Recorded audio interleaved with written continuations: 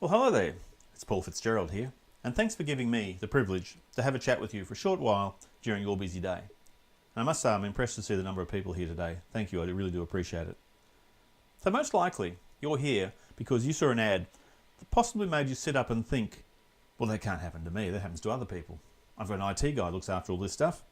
It doesn't apply to me, does it? Well, yes it does.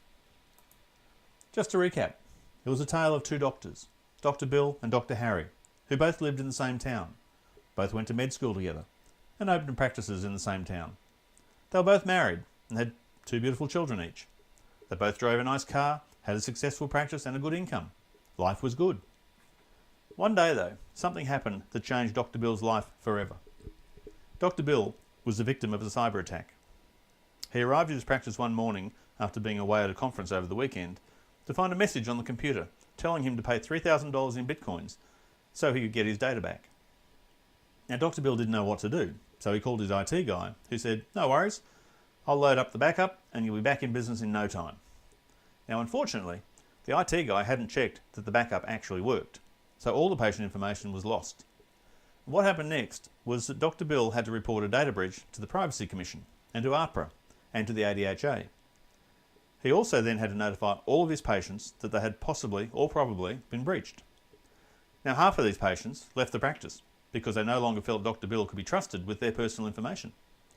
And hundreds of these patients joined a class action suing Dr. Bill for negligence. Now neither Dr. Bill's medical indemnity insurance nor his other practice insurances covered him for any of the damages, which worked out to about $350 per patient record. And then he wasn't covered for the fine imposed by the Privacy Commissioner, which can be up to $1.8 million. Now in the end, Dr. Bill's staff had to be laid off, he had to close the practice, and eventually he had to sell the family home and his nice car to avoid bankruptcy. Now during this sad event, Dr. Harry also had an attempt by criminals to ransom his practice. But Dr. Harry had learned a few simple strategies, and so he knew how to prevent this sort of disaster from happening. Dr. Harry's practice repelled the attack and went on to prosper. So which doctor are you? Are you a Dr. Bill or a Dr. Harry? Now my guess is that you are probably very much a Dr. Harry, but you sure as heck don't want to be like Dr. Bill. The question I have for you though is, do you know how to avoid being Dr. Bill? So today we're going to be talking about how you can reduce the risk of losing everything you've worked for in your practice. I'll be showing you how you can act now to minimise the risk of a cyber breach that could cost you millions of dollars in fines and damages. We'll also have a look at some other common problems in a practice that can cause stress and lead to burnout. And further to that, I'll also teach you how to put some processes in place to simplify the way you run your business. Before we do that, let's have a quick chat about burnout. Is it a real issue? Well, over 50% of clinicians report some level of burnout during their career. In a recent New England Journal of Medicine report, the admin load was by far and away the biggest cause of burnout in clinicians. Now today I'm going to show you some ways to reduce your risk of burnout by planning ahead and managing those things that cause stress in the first place. So let me ask you a question. What if you fully understood your risk of a cyber or privacy breach? What if you had a simple planning process in place to help minimise any risk? And if you had the peace of mind that if the worst happened, you and your practice would survive? Would that give you peace of mind, let you sleep better at night, and perhaps reduce your risk of burnout, knowing that by managing these things, you're actually building a legacy and a valuable, saleable asset for your long-term future? Or would you love to be able to retire when you want to and not have to practice till you're 80? Now, I'm sure we all know people who are still practicing well into their 70s and 80s simply because they have to, because they can't afford to retire. So if that has your attention, well, guess what? You're in the right place. Now this session is going to be for you if you're a practice owner who wants to understand how to minimise the risk that's there to your practice and your livelihood of a cyber breach, but you don't know where to start. If you're looking for a simple way to manage the vagaries of staff, or if you want to learn how to avoid huge penalties if you have a privacy breach, or if you simply want to be able to sleep at night knowing that you really are a Dr. Harry and not a Dr. Bill. As I said, if that's you, then you're absolutely in the right place. Now this is not going to be for you if you're already just doing fine. It's not going to be for you if you're fully aware of the risk of a cyber breach and have taken actions to reduce this risk. It's not for you if you have no HR issues in your practice today. Or if you don't want to learn something new or want to change the way you do things. Now, if that is you, that's great. Sign off and I wish you the best of luck. So why am I doing this? Well, over the years, I've come to discover that practices that run like clockwork have one thing in common, and that's a system. And more than that, a system that ties together people, process, and technology. So I'm looking for some like-minded individuals who want to learn how to avoid the most common pitfalls in a practice. Things like failing to manage the security of their technology, failing to manage their risk by planning ahead, and failing to actively manage their people. Now, I don't know if that's you yet, but we'll see. So in the next 30 minutes or so, I'm going to show you how to de-risk your practice in 3 ways. First, we'll talk about how to vigorously manage your technology to reduce the risk of cyber attacks or privacy breaches. And then I'll show you how to improve your bottom line by introducing planning into your practice with some real examples. And finally, I'll teach you about actively managing staff. We'll talk about the secrets of managing staff. And guess what? There is no secret sauce, but there are some key practices you can put in place to reduce the stress of HR. You'll notice as we go through that these 3 concepts are all linked together. Now, by following these suggestions, you'll be able to have a practice that lets you spend more time with patients and less on admin. You'll learn how to create a practice that will be very saleable because you'll have systems in place that consistently provide great patient outcomes and is low risk, meaning you can retire on your own terms. And you'll fully understand your risk profile and how to manage the things you can avoid and insure for those you can't. So why would you listen to me? Well, I've worked in the healthcare industry across multiple care settings for over 30 years. I started life as a pharmaceutical rep, calling on doctors, pharmacies, then specialists and hospitals. And during this time, I got a first-hand look at how practices run, the good, the bad, and in some cases, the downright ugly. I've also worked with medical device companies and also with healthcare IT companies. I've run multinational companies as well as startups, all in healthcare. Now, I was a senior executive in several of these and then left to work as a consultant to startups. And that means I've come across and learned how to fix most of the problems that you face on a day-to-day basis. Now, I've worked with many companies to help them align their values with how they work, and I've restructured teams to get optimum performance, and I've also created a number of profitable businesses and sold them across the region. I've also extensive experience in people management. I've hired and fired staff and managed large and small teams, both directly and remotely. I've managed teams in Australia, in New Zealand, in Canada and Vietnam. So I do know how hard staff can be and how hard it can be to get the right people in the first place, but also how difficult it can be to get rid of the wrong people. And finally, I'm a cyber and privacy risk expert, especially regarding healthcare. Now, I've seen and experienced some real shockers when it comes to security, or what sometimes passes for security. Now, just to allay any fears you may have about a hard sell coming up, there is nothing on sale here today. You can't buy anything from me here. But if you do stay until the end, then I'll have a gift for you worth $450 that will allow you to dramatically change the way you view your practice, and also a way to have all of your questions answered for free. So let's move on then. Are you doing things the hard way? Have you no idea of your risk profile or how to manage it? Have you ever sat down and thought about risk in your business? I'm sure you have locks on the doors, but do your staff have strong passwords on their computers? Passwords that are changed frequently? Or does your practice, like some I've come across, share login details? Are you always chasing cash flow? Is cash flow a constant source of worry for you? Does an irregular money flow stop you doing things you want to do in the practice or in your private life? Do you have staffing issues? Hiring, firing, performance management pain? Do your staff actually give you reflux whenever you think about them? What about when you come to hiring or firing someone?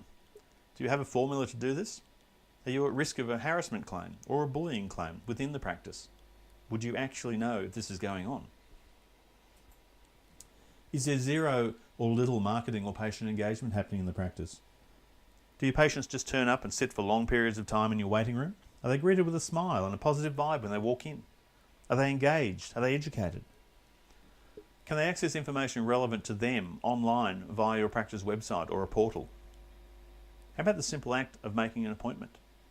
Can they get an urgent appointment, or are they simply told, sorry, there's no appointments today? And do you have no advice on how to actually run your practice as a business? And do you know where to turn for advice? There are thousands of small business consultants out there, but how many actually understand healthcare? Now, it doesn't have to be this way. But first, you do need to understand that you're running a business here, not just a practice. You became a healthcare professional, presumably to help people lead healthier lives and improve their lot. You got into business, presumably to build a team to help even more people be healthy. But then you discover it's not enough to be a good or even a great clinician. Now you have to be a successful business person as well. And this is a whole new skill set they didn't teach you at med school. But where do you go? Do you go back to uni for a 4-year degree in business or 2 years to do an MBA with no specifics still around running a practice? You could do with someone who's actually been here before. As Dr. Corey Schuller points out, it doesn't matter how smart the doctor is. If they can't keep the lights on, they can't actually help anyone. So let me tell you about an easier way. You can reduce the risk of staff undermining your practice, either on purpose or accidentally. You can put a system in place that manages the technology, the processes and the people, meaning a well-run practice is valuable to you when it comes time to sell. And all of this, of course, leads to great patient outcomes because you've the time to spend with them instead of focusing on running the business. And you can easily understand your risk universe and how to create a practice that's low risk because you took the time to put a system in place. Now, it is important for me to remind you here that results will depend entirely on how you engage with the program and implement what you learn. I can give you all the tools and all the information that you need to improve your practice dramatically, but the future is in your hands. So let me now reveal how to de-risk your practice by managing the security of your technology. Now, what happens if you have a privacy breach, either a cyber-related or just an oops moment? Now, a healthcare record can fetch up to $50 on the black market. This is compared to around $3 for a credit card. So you can see why criminals want to get to your data. If the average 2-doctor practice has around 4,000 records, that's big money for the thieves. Now, they're hunting for personally identifiable information, PII, in the way of health records, because with that, they can then conduct prescription fraud, vanilla ID theft, or a worrying trend, the fraudulent care to someone else under your patient's name. Now, if your practice has a data breach, the Privacy Commission can fine you up to $1.8 million for a company and up to $350,000 for an individual. From February 2018, new legislation will be in place that enforces mandatory breach notification. All healthcare practices will be obliged to report any data privacy or privacy breach to the Commissioner and to AHPRA, but the big change is also to the affected patients themselves. Now, this is going to open the Pandora's box of class action litigation. The cost of reparation for a breach averages around $350 per record. So again, for that average practice with 4,000 records, that runs to about $1.4 million. Normal practice insurances do not cover this sort of loss. So what would the cost be to you of an unplanned $1.4 million hit on your practice? Would it cost you your business? Perhaps your house? Maybe even your family? There would certainly be a loss of reputation. And on average, half of your patients will leave your practice if you have a data breach. Could your practice survive this? So how do you reduce the risk of a breach? Let me tell you how. Do you have written cyber or privacy policies and procedures in place? Do you test them, especially disaster recovery? Are they part of your staff induction? Are they part of your ongoing staff training program? Do you have solid contracts with third-party providers, especially IT providers? And don't worry if you don't have these things in place, because we'll be talking about them in further detail a bit later on. A few more things you should be doing. Implementing different access levels for employees' access to personally identifiable information. Now, most software systems will allow you to have role-based security. For example, your receptionist does not need access to clinical information, but does need access to the demographics and the billing information. You should immediately stop access to personal health information by terminated employees. So if someone leaves, cut them off immediately, especially if they're leaving under unpleasant circumstances, because they may decide to try and do you damage. You should be using two-step verification processes or multi-factor authentication, especially for sensitive information. If you're using paper records, you should be looking to transition off that onto electronic systems. And as you do that, you should be shredding the paper records that you no longer need. And finally, a fairly obvious one, preventing break-ins by implementing physical safeguards, so deadlocks and bars on the windows, that type of thing. So in summary, the goal is to create a security culture. It's a state of mind. You no doubt remember the hand washing promotions in hospitals a few years back. They were very repetitive, almost boring. But now you probably don't even think for a second about washing your hands. You just do it automatically. Security does need to be the same.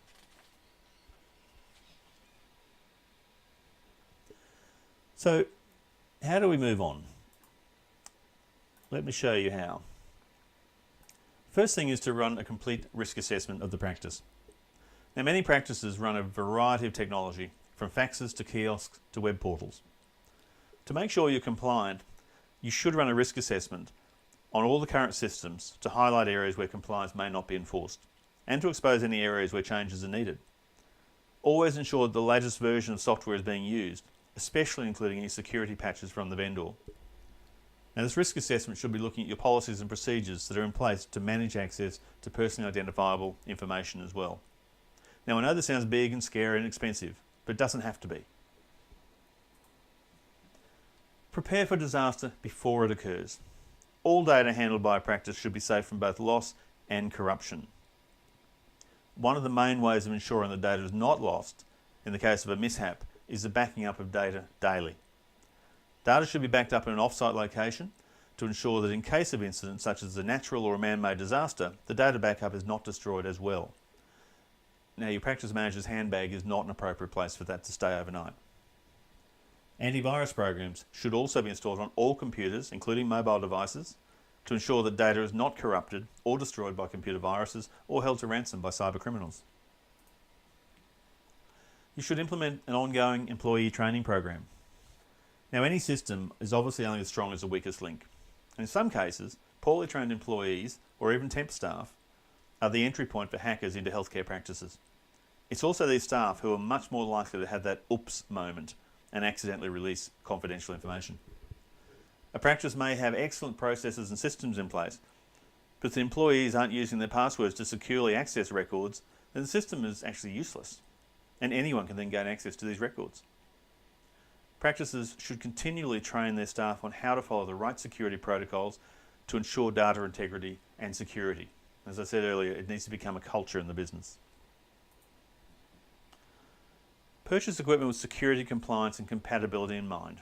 So what I mean there is that new equipment that you're buying for the practice should be compatible with all your existing systems and also should have a high level of security features. Now, with the advent of connected devices, the so-called Internet of Things, it's critical that these devices are secure and very important to keep them up to date. Before you make any major purchases, review the products thoroughly to ensure both security and compatibility. Now, this includes diagnostic devices, computers of all kinds, including mobile phones, and even your printers. You also need to collaborate with all the affected parties. If you're changing things to bring about cybersecurity and privacy compliance, this can affect many people in the practice, but also your external providers, especially in the IT space. Affected groups should be offered training, and management must ensure that the staff actually understand the importance of compliance to everyone involved in the practice. Also, it's important to ensure that the key staff know what to do in the event of a breach. A comprehensive disaster plan is essential, and you do need to practice these regularly. Now, we'll talk about that a little further as well.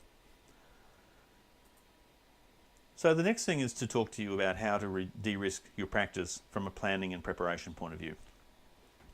First, let me tell you a story about a clinician who thought he had insurance for cyber events. Now, recently I had a discussion with a medical doctor about privacy and security and a whole bunch of other things.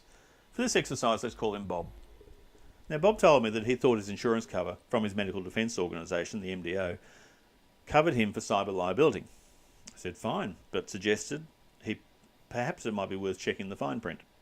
Now, the other day, Bob called me to say he checked with the MDO about cyber cover. Now, after this discussion, I immediately thought of two songs that summed it up perfectly. Things that make you go, by C&C Music Factory. And the other one was How Bizarre by OMC. Now, according to Bob's insurer, he is covered for actual or alleged breaches of privacy or confidentiality. But, there's always a but, isn't there? His policy excluded fines, such as those that might be imposed by the Privacy Commissioner, damages awarded by the courts, such as in a civil claim, or even repayments to Medicare. Additionally, there are other exposures to the practice that were excluded, which are things like costs of forensic investigation to understand how the breach occurred in the first place. The cost of remediation to patients, which, as I said, could run into the millions. And the loss of revenue, because the practice will lose revenue. These things were not covered. As I said to Bob at the time, what is it covering? And he said, I don't know, but I'm covered for these things. So you do need to read the fine print. So what's the financial impact potential for Bob if his practice has a cyber event? So Bob may have a fine, as I said, of up to $1.8 million. And he may well incur damages from the Privacy Commissioner as well. In recent cases, the Commissioner has awarded up to $15,000 for each claimant in cases of health data breaches. Now, on 1,500 records, that would be over $1 million. If you add in fines and damages, then the amount not insured would again cost most people their business, their home, and maybe a lot more. So what to do? What does he need to cover? So Bob needs to consider a specific cyber liability policy. It needs to be one that's tailored to his specific risk appetite and his actual risk. And again, we'll talk about this stuff a little later on as well. Now, to do this, Bob needs to firstly understand his risk profile and the financial exposure he has, including any potential vulnerabilities in the practice. Now, something that we've encountered in assisting health professionals in many healthcare practices that have informal policies around privacy and cybersecurity, and it's just stuff that we do, as opposed to being formally implemented in writing and in practice. Now, a risk assessment will help your practice understand these things and will also help you with any future accreditation requirements. And more importantly, if you have a breach, it will help to minimise the fallout because you actually took privacy seriously and proved it by addressing any vulnerabilities. Now, before you take offence, I know everyone really does take it seriously, but can you prove it to anyone? So, as part of your business planning process, identify all the areas of risk and create a plan about how you're going to manage this. It should cover disaster recovery, loss of key staff, clinical misadventure, or illness on your part. So your risk universe is made up of three things. The first one is your appetite. That's the amount of risk you're prepared to accept in pursuit of your business goals. The second one is your risk tolerance, which is the most risk and the type of risk the business can accept. And the third one is your risk capacity. And that's the level of risk that your business can accept given your capital and equity. For example, if your business is well cashed up, you might have a very large tolerance. But if the cash flow is tight, which is often the case in a medical practice, and there's little in reserve, then your tolerance may well be minimal. Now, risk comes in many forms. It can be fire or burglary, it can be staff filing vexatious claims against the practice, or well-founded claims. It may be your practice is located in a flood zone. Or maybe just the fact that your business partner is a lot older than you could create risk. What if something happened to him or her? Would the practice continue without major impact? Do you have a solid agreement in place that clearly states how equity is dealt with if a partner dies? Now, in the chart on the screen, you'll see that there needs to be a formal risk management framework, which is managed by the partners and the practice manager. Now, again, this looks like it could be very complex and very scary, very expensive, but it doesn't have to be. So once you've established your risks, you should then categorise them as to how likely they are to happen and match that to the severity of the impact to your practice. So for example, on the screen you'll see number 5 is almost certain to happen, and you run it across to an extreme consequence, which means that could kill the business. So the ones in red are the ones you're going to focus on. So a matrix like this is a simple way to just visualise your risk profile. The next thing to think about is establishing policies and procedures, and ensure that your staff are properly trained, and make sure that they're written down. So your staff may be very good at what they do, but does your practice have policies and procedures on how to handle a multitude of situations? Are they written down? Now usually everyone just gets on and does stuff. The policies need to be written so that you can point to them and say, we actually enforce these. As important is the need to actually train your staff on these policies and procedures. Do you have an induction program? Does your practice provide regular staff training to ensure that everyone knows the importance of specimen handling, for example, or the absolute necessity for patient information to be kept private? You also need to review insurances to make sure that what you have is appropriate and that it covers any risk that is out of your control. Now, everyone hates to pay for insurance, but it's a fact of life that we need it. So you should regularly review your insurance coverage. Do you have adequate insurance for fire, for flood, all those physical risks? How about key person insurance, income protection, cyber liability? My suggestion is that you find a great broker who understands the healthcare market and work with them collaboratively to ensure that your risk appetite is married up with the appropriate cover. And the next thing to do is review any specific standards that are applicable to your practice and ensure that you're complying. Now, standards are a bit like insurance. We need them, but everyone hates the compliance part. Getting ready for accreditation can be a nightmare, especially if you wait till a few weeks before the assessors are due to walk in the door. If you get the practice in order now and maintain a well-run business, the accreditation will in most cases look after itself. As part of your business planning regimen, you should be reviewing the appropriate accreditation standards to which you need to be accountable. Now, making subtle changes along the way as you work, as the standards evolve, will be much more pleasant than trying to do a major catch-up every couple of years. So here's how this applies in your situation. When you understand your risk, you can sensibly manage it. And that means you'll be able to sleep at night. Also, you'll have the confidence that your practice is running like a well-oiled machine. You'll be comfortable in the knowledge that your insurance cover is appropriate, and that if the worst case scenario happens, you will be able to carry on.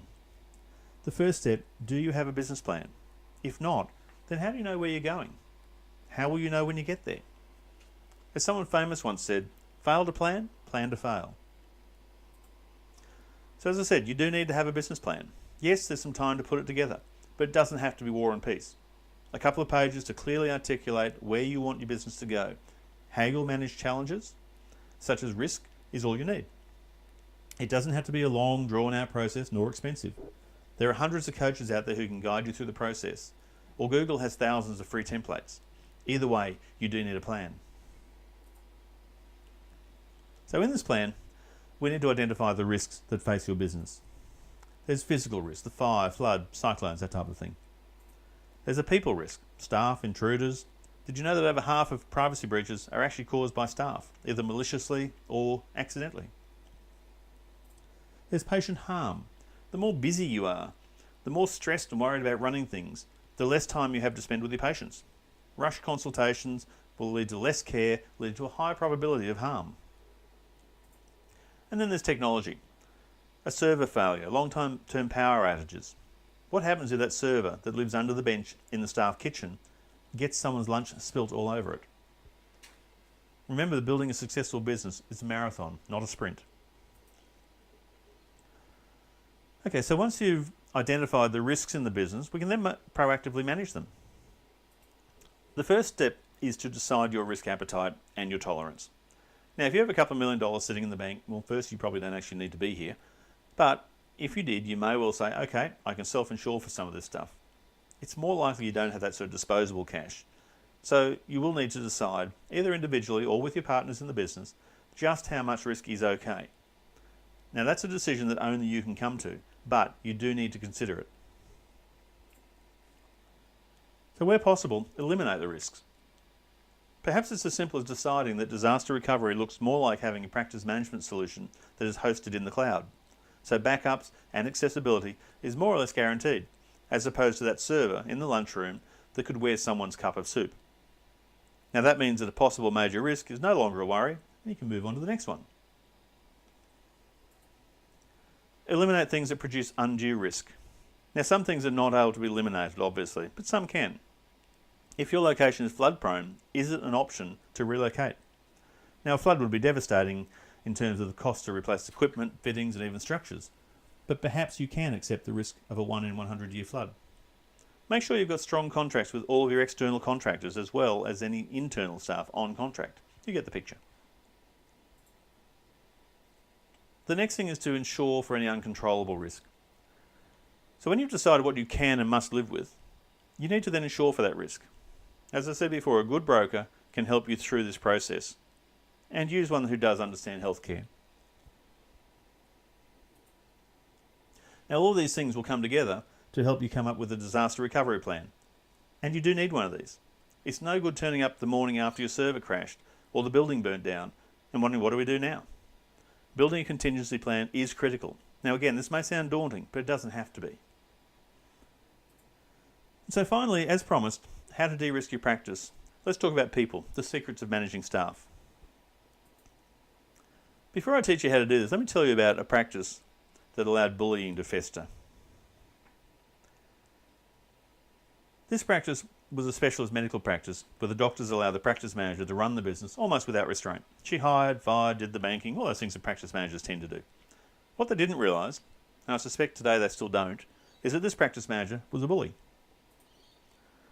She was not the stand over someone and yell in their face type of bully. She was much too clever for that. She was quietly passive-aggressive.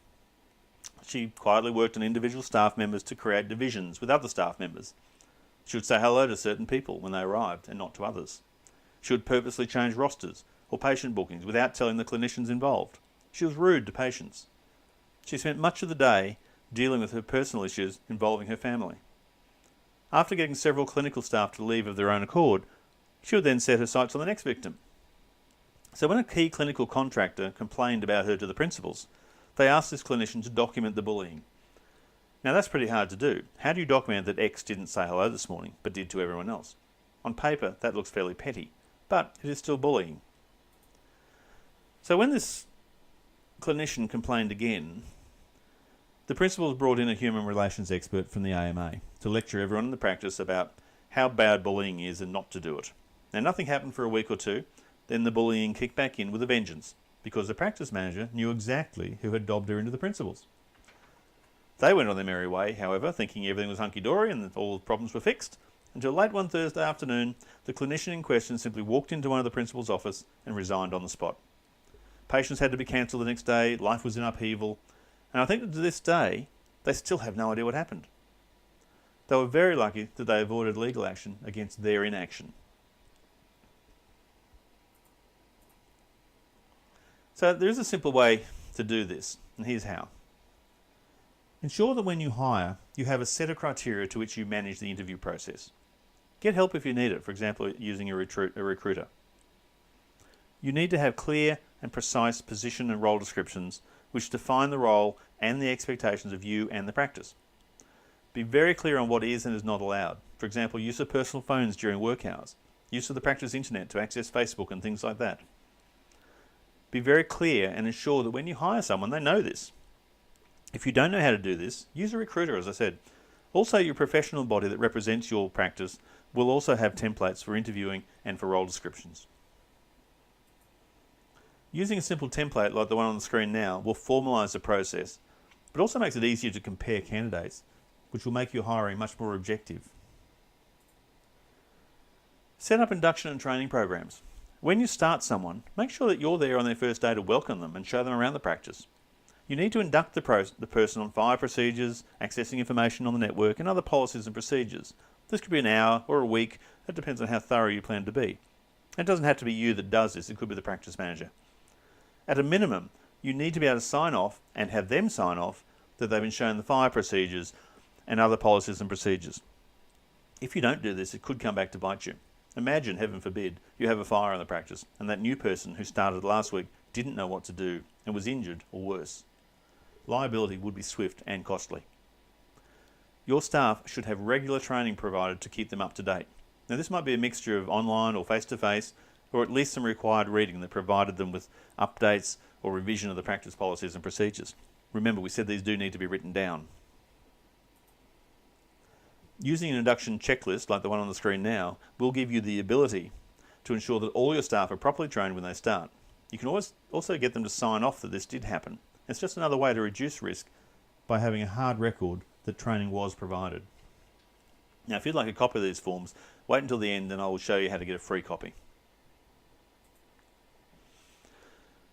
You also need to conduct regular performance reviews based on agreed key performance indicators, KPIs. And you need to provide feedback. Reviewing these performances on a regular basis, your staff will need and thrive on positive feedback. Now, if you need to give negative feedback, try and do it in a constructive way. Always find a positive.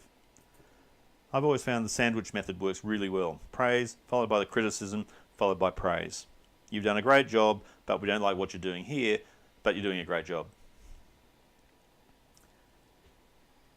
Now, outsource this if necessary, but it must be done. There are lots of companies out there who will provide HR services for you and they'll manage all this for you for a cost, but you do need to do it.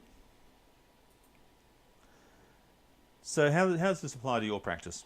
Okay, if your staff have clear policies and procedures that have been trained during their induction and regularly afterwards, they will work more productively and be happier. Now, this will flow into your patients. Happy staff, and they will be happy if they know they're treated fairly and given feedback, will look after your interests much better than unhappy staff. If your staff are unhappy, and it's your job to know this, then at best they may put off your patients, but at worst they may actually steal from you and sink your practice. It's imperative that you interact with your staff. Now, by that I don't mean you have to be best friends with them and go out and have drinks on Friday night, but you do need to know how they're feeling, induct them, train them, and provide feedback. Now, at the outset, I said I was going to teach you 3 things today. The first one was how to de-risk your practice by vigorously managing the security of your technology. The second one was how to de-risk your practice by planning and preparing. And the third one was how to de-risk your practice by actively managing your staff. So, how did I do? So what's the real opportunity for you and your practice? Here's how I see it. You can minimise the risk of a cyber or privacy breach. By making some changes and actively running your practice as a business, you can have happy staff and patients who love you and your practice. You can have a clear picture of your risk universe and be able to manage that, leading to peace of mind, not to mention better mental health. By reducing your risk, you can be more profitable, meaning an exit at your pace. Now, as I'm sure you know, many practices are getting bought up by corporates. If you have a well-run business, you will optimise your return. With the corporatisation of healthcare practices going on, well-managed, profitable practices will attract a premium price, should you choose to sell. The corporates won't be in a position to come to you and offer to bail you out so you can become just another one of their employees on the hamster wheel. Now, the good news, it's not all about whether you have the complete ability to do this all right now. It is about whether you can take one step now and learn the rest as you go, with some help along the way. So what you need to win in this business of healthcare is that you need the right plan, you need the right systems, and you need the right help. Now, at this point, you have a choice to make. You can click away and forget everything I've just told you.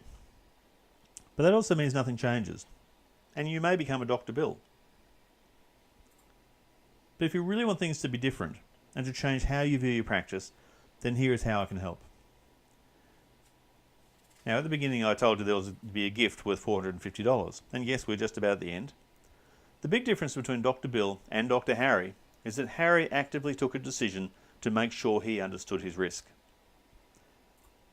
Now, I've set aside some time in the next 48 hours to speak to only 15 people about how you can apply these ideas to your practice starting today. Whatever your biggest problem is regarding security, privacy, planning or staffing, I can help you solve it. On a 45-minute consultation, I will help you in 3 ways. First, I'll talk to you about your biggest challenge in security, privacy, planning or staffing. The second thing I'll do is help you solve it. And the third thing I will do is set out a step-by-step plan as to how you can reach your end goal without all the issues you currently face in your practice.